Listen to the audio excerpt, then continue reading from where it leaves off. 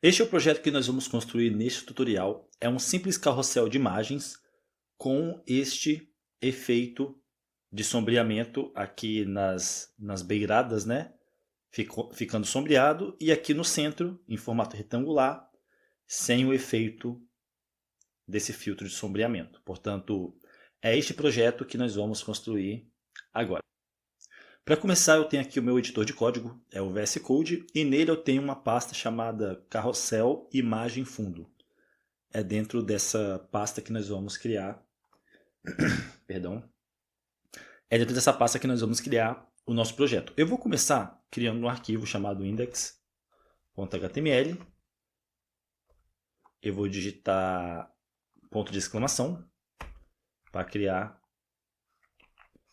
uma estrutura HTML básica. E aqui eu vou definir o título da página como sendo slider fundo, ou melhor, carrossel de imagens. E aqui dentro do corpo do código HTML, eu vou ter aqui uma div com a classe container carrossel. Dentro dessa div, eu terei uma segunda div com a classe slide e a classe ativo. E aí, essa div ela não vai ter nenhum conteúdo dentro dela aqui, mas ela vai ter um atributo estilo definindo a imagem de fundo, que no caso vai ser a propriedade background image, igual a um URL, ou seja, um URL, ou seja, uma página de internet. E aí o endereço que vai ser o endereço da imagem de fundo, eu vou copiar aqui e vou simplesmente colar. E aí vocês, deixa eu dobrar a linha digitando Ctrl Z para dobrar a linha. E vocês copiem aí o endereço correto da imagem. Vocês podem copiar caractere por caractere ou você pode checar o código desse projeto no código fonte, né? Só ver aqui no link na descrição desse vídeo. Em seguida, logo abaixo desse slide, eu terei uma segunda div com a classe slide e com estilo igual a background image, imagem de fundo. E aí a URL vai ser uma segunda URL que eu tenho aqui, que eu também vou colar, vou copiar e colar.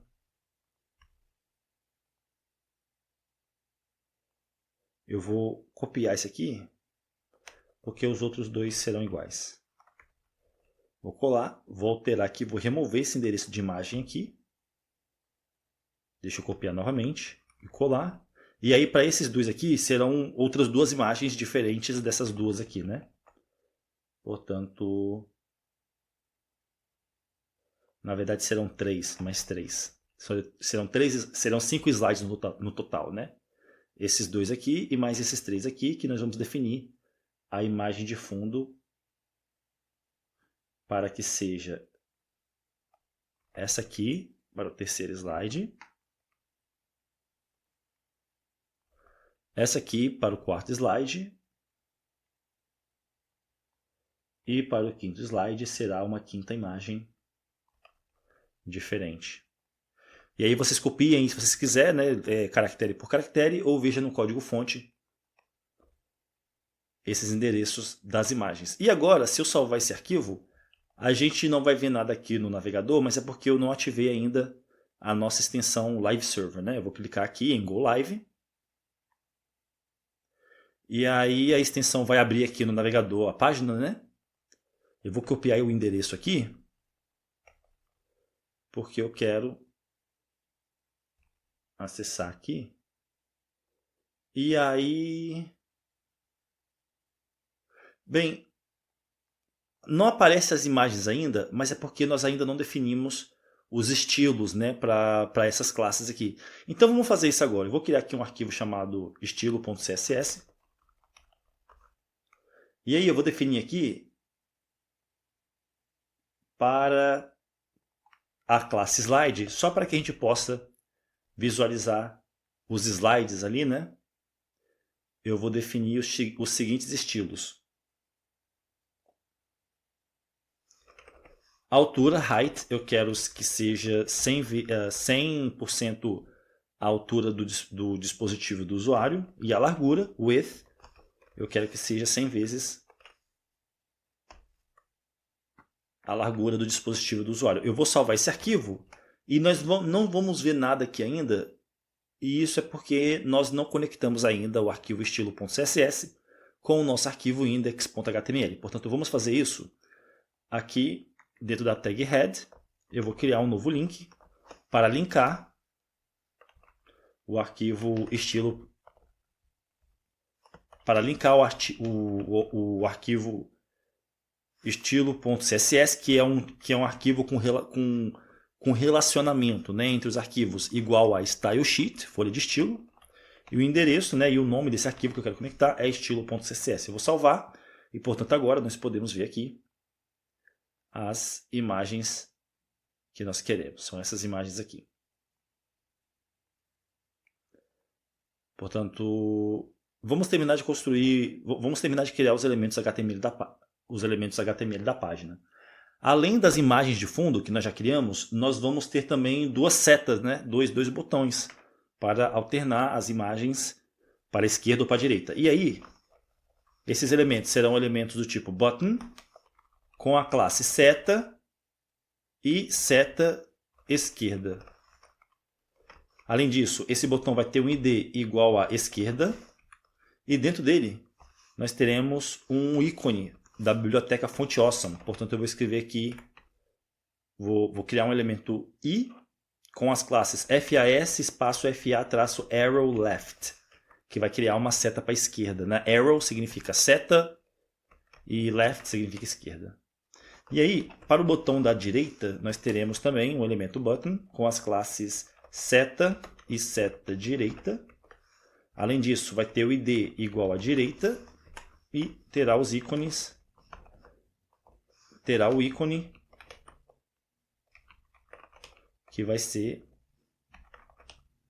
uma seta para a direita, né? Por isso é arrow, que significa seta, e right significa direita. E isso aqui vai criar o ícone de seta para a direita. Para poder funcionar isso, eu vou salvar o arquivo e a gente não vai ver aqui ainda essas setas, né? Nós vemos só os botões sem nenhum texto dentro, sem o ícone que nós criamos aqui.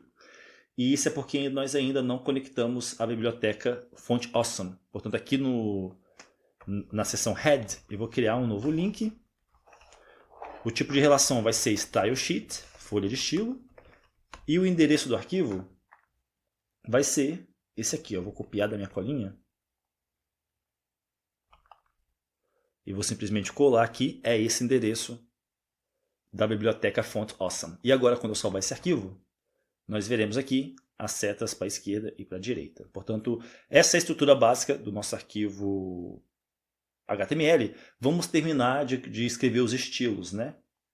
Primeiramente, eu vou... Aqui no topo, eu vou selecionar todos os elementos através do asterisco e vou definir box sizing como sendo border box. Isso vai incluir a borda dos elementos e o padding dentro do cálculo da altura e da largura. Em seguida, para a tag body, eu vou definir família de fonte, né? Font family, como sendo... font family não precisa. Eu vou definir a propriedade display, que é o modo de exibição, como sendo flexível. E aí, eu quero que a direção dessa exibição flexível, ou seja, eu quero a propriedade flex direction, a direção da exibição de elementos de modo flexível, né? Eu quero que seja coluna, exibição em modo coluna. Alinhamento dos itens, align items, eu quero que seja center. Justificação do conteúdo, justify content, eu quero que seja centro também. Altura, height, eu quero que seja 100% a altura do dispositivo do usuário. Transbordamento, de conteúdo, que é overflow, eu quero que seja escondido, hidden. Overflow significa transbordamento e hidden é escondido. Margem eu quero 0. Posicionamento do fundo, ou seja, background, fundo, né? Position, eu quero que seja centro e centro.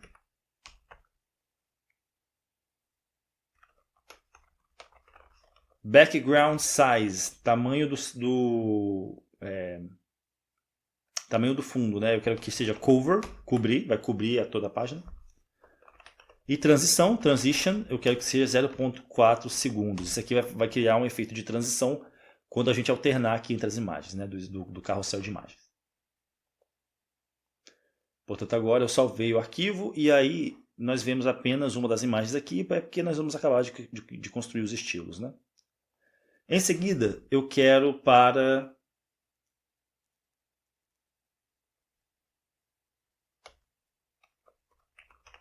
a classe container carrossel, eu quero sombreamento na caixa do elemento, ou seja, box shadow. Eu quero que seja deslocado no eixo X, né, para a direita, em 0 pixels, então não vai ter nada de deslocamento. Deslocamento para a parte de baixo, né, no eixo Y, igual a 3 pixels. Espalhamento da sombra, eu quero que seja 6 pixels. E a cor da sombra vai ser igual a cor preta, ou seja, 000 para vermelho, verde e azul. Mas eu vou ter uma transparência aqui, que vai ser igual a 0.16. Transparência não, opacidade. Quanto mais opaco, e o máximo aqui no caso é 1, né? Seria o preto sem transparência alguma. Se for 0 de opacidade, vai ser totalmente transparente. Mas no caso aqui nós queremos um pouco de transparência, então vai ser 0.16.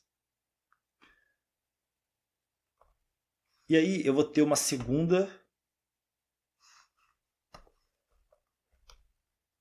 segundo sombreamento de caixa aqui, que vai ser o mesmo valor, só que para a opacidade eu quero 0.23.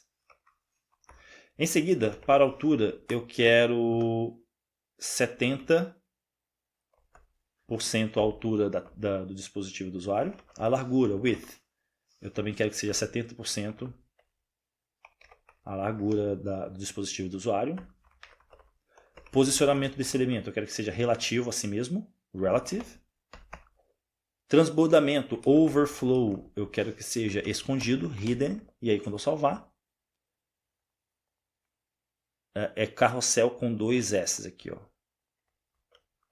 E aí quando eu salvar, o que nós vemos agora é esse efeito aqui, né? Que vai ser aquele efeito do sombreamento, que daqui a pouco vai se tornar aquele efeito do sombreamento nas beiradas aqui, né?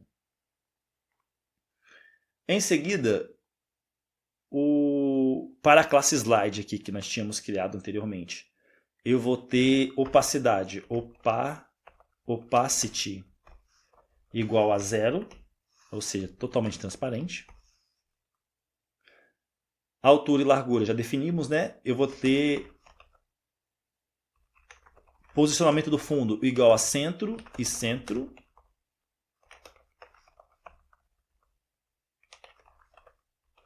Tamanho do fundo vai ser cover, vai cobrir.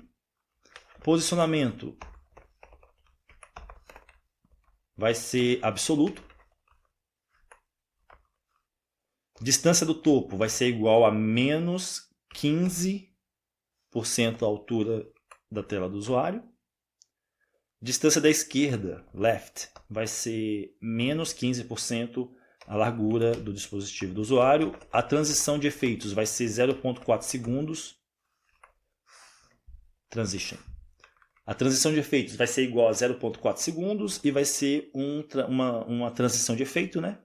Em modo easy. E o z-index do elemento vai ser igual a 1. Eu vou salvar esse arquivo. E aí nós vemos pouca diferença ainda, mas vamos terminar de escrever os estilos aqui do nosso código.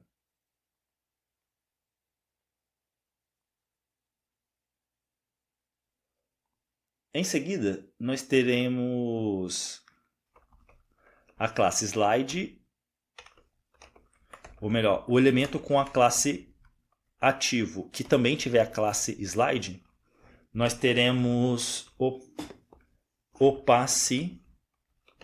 opacidade igual a 1, e quando eu salvar, nós veremos aqui agora a imagem, né? Porque está com opacidade igual a 1, e portanto, ela passa a ser exibida, né? Não tem nenhuma transparência. Por padrão, os elementos com a classe slide possuem opacidade igual a 0, ou seja, são totalmente transparentes, que é o caso para os outros slides aqui, né? Deixa eu mostrar aqui. No caso, só o primeiro slide que possui a classe ativo, os outros não possuem. Por isso que eles não aparecem aqui, né? Por exemplo, se eu tirar esse aqui, que é o primeiro, salvar, os outros não aparecem porque estão com essa classe aqui, né? Definindo opacidade igual a 0. E aí com JavaScript daqui a pouco a gente vai alternar entre as imagens, né? Qual que tem a classe ativa ou não. Em seguida, para a classe seta, eu quero posicionamento igual a fixo, fixed. Cor de fundo eu quero que seja transparent.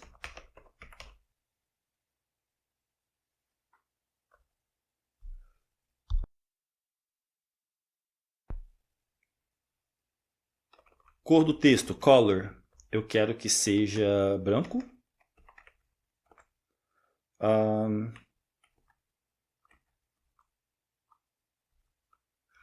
Padding, eu quero que seja 20 pixels para todos os lados. Tamanho da fonte, font size, eu quero que seja 30 pixels. Border, eu quero que seja 2 pixels de largura, sólida e laranja. E distância do topo eu quero que seja 50%, ou seja, vai estar posicionado na metade do caminho, né? E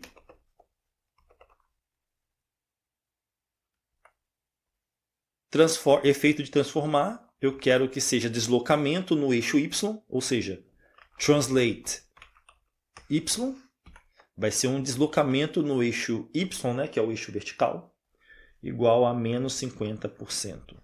Esses dois aqui combinados vai fazer com que a seta fique posicionada no meio, basicamente. E o cursor eu quero que seja ponteiro. Eu vou salvar esse arquivo. E aí, quando a gente voltar aqui, nós veremos... Cadê? As setas ainda não estão aparecendo, mas deixa eu acabar de escrever as regras de estilo. Eu vou ter aqui, ó, para a seta esquerda, eu vou ter distância da esquerda igual ao cálculo de 15% a largura da tela do usuário menos 65 pixels. E aí quando eu salvar isso aqui, nós veremos aqui a seta, né? Para a seta direita,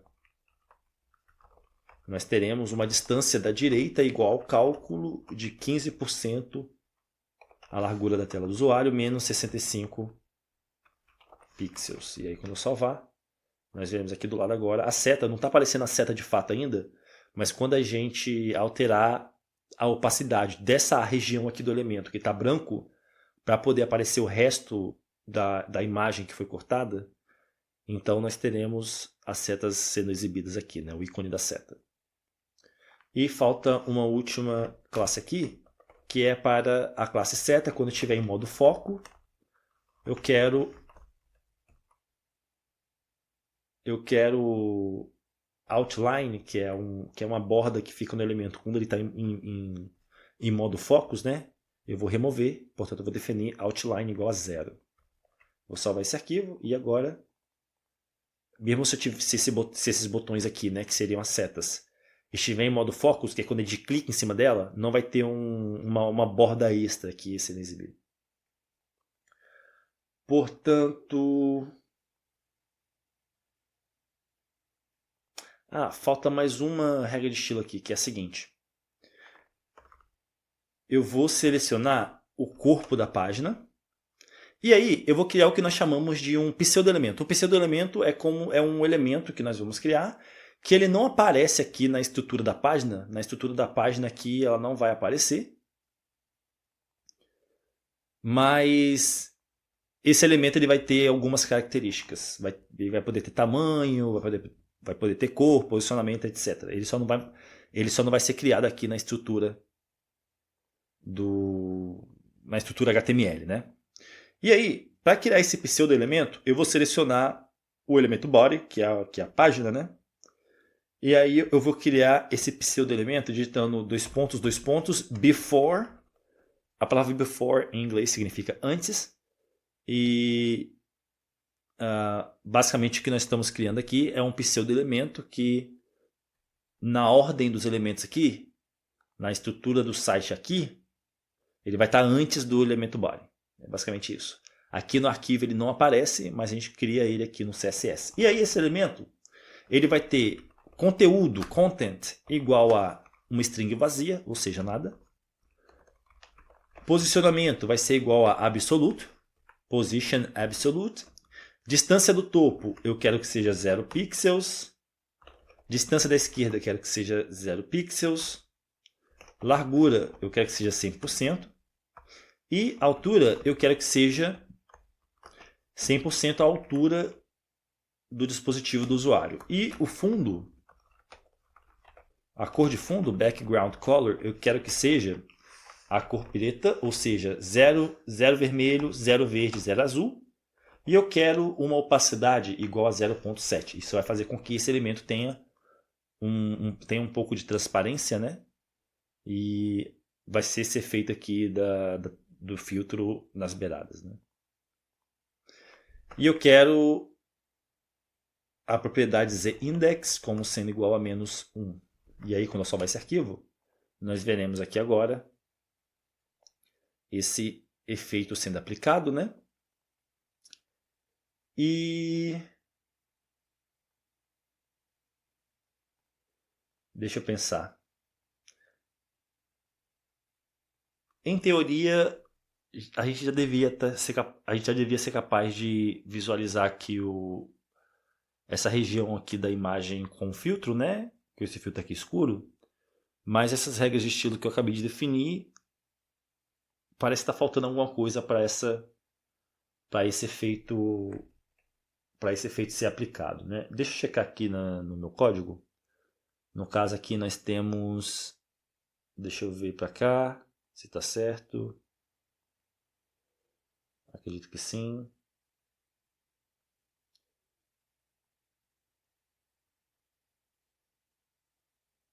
Deixa eu ver aqui no carrossel.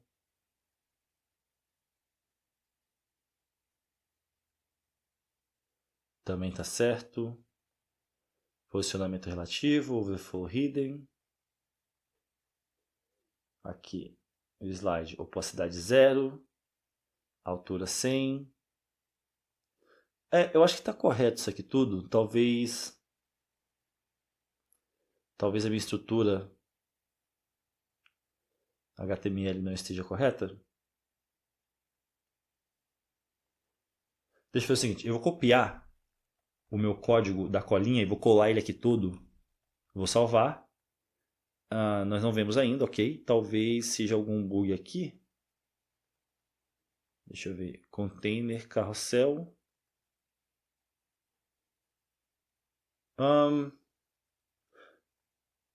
Vamos fazer o seguinte, vamos criar o nosso código JavaScript e aí quando o JavaScript estiver terminado, se não estiver funcionando ainda, eu vou checar melhor. Mas aí aqui no nosso arquivo JavaScript, eu quero o seguinte, eu quero selecionar os slides, eu quero selecionar o corpo da página, né, que é o body, e eu quero selecionar os botões aqui de esquerda e direita, né? Portanto, para fazer isso, nós vamos...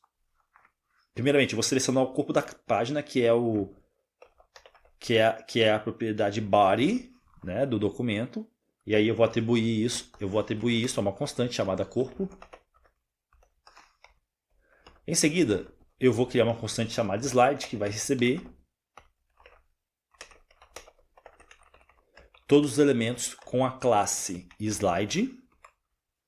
Em seguida, eu vou selecionar através do método getEventListener, ou melhor, getElementById, e vou selecionar o elemento com ID esquerda, que vai ser a seta para a esquerda, né? E aí eu vou atribuir isso a uma constante chamada botão esquerda. Em seguida, eu vou selecionar o elemento com o ID direita, que é a seta para a direita, e vou atribuir a uma constante chamada botão direita. E em seguida, eu vou definir uma variável chamada slide_ativo, que vai representar o ID do slide ativo no momento, né? E eu vou inicializar essa variável com o valor 0, que é o índice do primeiro slide, né? Lembrando que listas em programação são indexadas a partir de 0. O primeiro elemento é 0, índice 0. Em seguida, eu vou selecionar o botão direita, vou adicionar um detector de eventos, addEventListener. O evento que eu quero detectar é o evento click, e a função que vai ser executada quando esse evento click for detectado vai fazer o seguinte. Bem, o botão é o botão da direita, né? Então, quando o botão da direita ele é clicado, que é esse aqui, eu quero que o índice do botão, eu quero que o índice do slide ativo aumente, né? Porque se ele vai para a direita, no caso, na ordem aqui, né, é o slide seguinte, e o botão da esquerda é o slide anterior. Então, se eu quero o slide seguinte, que seria o botão da direita, eu quero que o índice do slide incremente em uma unidade para ser o próximo. Então eu vou escrever aqui, ó, slide ativo, mais. E aí eu vou escrever aqui, ó, se slide ativo, depois que a gente incrementou em uma unidade, né, for maior do que o número de slides menos 1, e esse cálculo aqui, slides, são os slides, né? É a lista de elementos com a classe slide. Como é um vetor, como é uma lista, essa constante aqui ela possui uma propriedade chamada length, que retorna o número de elementos naquela lista, naquele vetor. E como os elementos de um vetor eles são indexados a partir de 0, se eu quiser detectar se, quando o usuário clicou aqui no botão da direita, né, e aí o contador do índice do slide incrementou em uma unidade, para a gente testar se a gente estava no último slide e aí quando ele clicou no botão para passar para o próximo, não é? Como é o último slide, não tem próximo, ele teria que dar a volta, o carrossel, né, e ir para o primeiro slide. Então é isso que nós estamos testando aqui. Ele passou do limite, né, da extensão? Se sim, eu vou definir o contador slide ativo como sendo igual a 0, que é o índice do primeiro slide. E aí, eu vou chamar duas funções, depois de fazer essa checagem, né? Definir fundo no corpo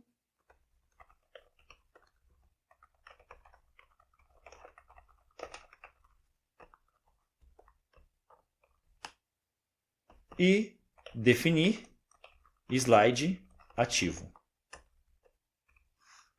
E aí, essa função definir fundo no corpo não existe ainda, mas nós vamos criar ela. Então eu vou criar uma nova função aqui, ó, chamada definir fundo no corpo. E essa função ela vai basicamente definir a mesma imagem que está sendo exibida aqui nessa janela, ela vai definir essa mesma imagem como sendo a imagem do fundo do elemento body, efetivamente fazendo com que essa região aqui das beiradas, que no momento não tem a imagem sendo exibida, seja exibida. Então, no fundo da página, nós teremos essa mesma imagem aqui, só que ela ampliada, né, exibindo aqui essa região cortada aqui pelo sombreamento preto, pela região cinza, né? E aí, como esse elemento aqui que cria essa região cinza, ele tem uma transparência, essa região aqui da imagem, que vai ser a imagem de fundo da página, vai ser exibida sendo afetada pelo filtro. Então aqui eu vou definir, ó, corpo.style.background image, imagem de fundo, né? Eu vou definir como sendo, eu vou selecionar os slides, vou selecionar o elemento localizado no índice igual a slide ativo. E aí, esse elemento que nós acabamos de selecionar, ele possui a propriedade style e possui a propriedade background image. Então, a mesma imagem para esse elemento aqui, né, que é o slide, a gente vai definir para o fundo da página para ter o efeito aqui de filtro recortado, né? E aí, quando eu salvar esse arquivo, parece que nada aconteceu, mas aí se eu clicar aqui na direita, ó, o botão direito não funciona, mas é porque nós ainda não conectamos o arquivo script.js com o nosso arquivo index.html. Portanto, vamos fazer isso. Aqui no arquivo HTML, no final da página, antes de fechar a tag body, eu vou criar aqui uma tag script definindo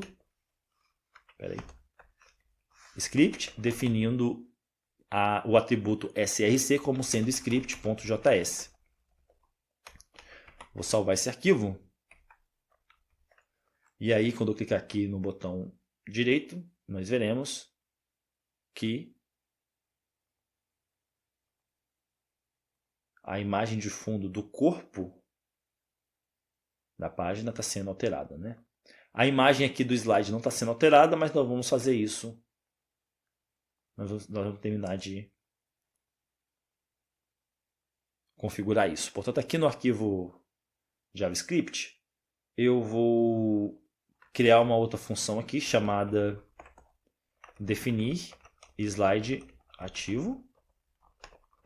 E aí, eu vou selecionar, eu quero fazer o seguinte, eu quero selecionar todos os slides e remover a classe ativo de todos eles, né? Efetivamente, removendo a classe ativo do slide que a possui. Os que não possuem, não vai ter nada para remover, mas o slide que possui a classe ativo será removida. Então, eu vou escrever aqui, ó, slides, e aí eu vou utilizar o método forEach para executar uma função para cada um dos itens do vetor slides. No caso, o método forEach, ele cria uma estrutura de repetição que executa uma função para cada um dos itens.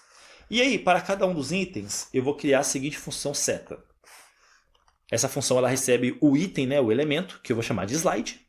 E aí, para esse slide, eu quero fazer o seguinte, eu quero acessar a propriedade classList e acessar o método remove para remover a classe ativo. E aí, se eu salvar esse arquivo, essa função já está sendo usada aqui, né, quando o botão direito é clicado. E aí, se eu clicar nele, a imagem aqui do slide foi removida, né? Só que agora, a classe ativa ela foi removida do slide, nós temos agora que adicionar ela ao slide que é o slide no índice slide ativo, né? Então aqui, eu vou escrever aqui, ó. Eu vou escrever aqui na linha 26, slides, vou selecionar o elemento no índice slide ativo, vou selecionar a propriedade classList e vou selecionar o método remove, ou melhor, o método add, porque nós queremos adicionar a classe ativo do slide ativo. Vou salvar esse arquivo. E aí, se nós clicarmos aqui na direita, nós vemos agora esse efeito sendo aplicado. O outro botão não funciona ainda. Se nós recarregarmos a página, nós não vemos para o primeiro slide que é exibido logo quando a página carrega. Esse efeito sendo aplicado, mas para a gente resolver esse bug, é só a gente chamar, logo quando a página carrega, é só a gente chamar a função fundo no corpo uma vez, logo quando a página carrega. E se eu salvar esse arquivo, nós vemos agora que o fundo da imagem possui a imagem do slide, porque quando a página carrega e o arquivo é executado, nós estamos chamando aqui o método definir fundo no corpo. Portanto, agora, quando a página está carregada, nós temos esse efeito. O botão direita continua funcionando. Vamos configurar o botão da esquerda, né? Portanto, aqui, depois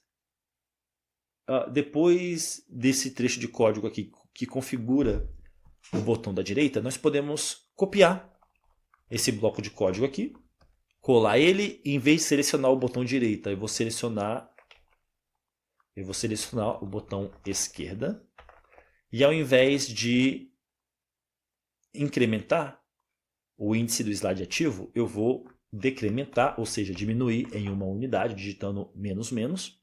E o teste aqui não vai ser esse teste. Aqui nós vamos testar se o índice do slide ativo for menor que 0, ou seja, se quando o usuário estiver no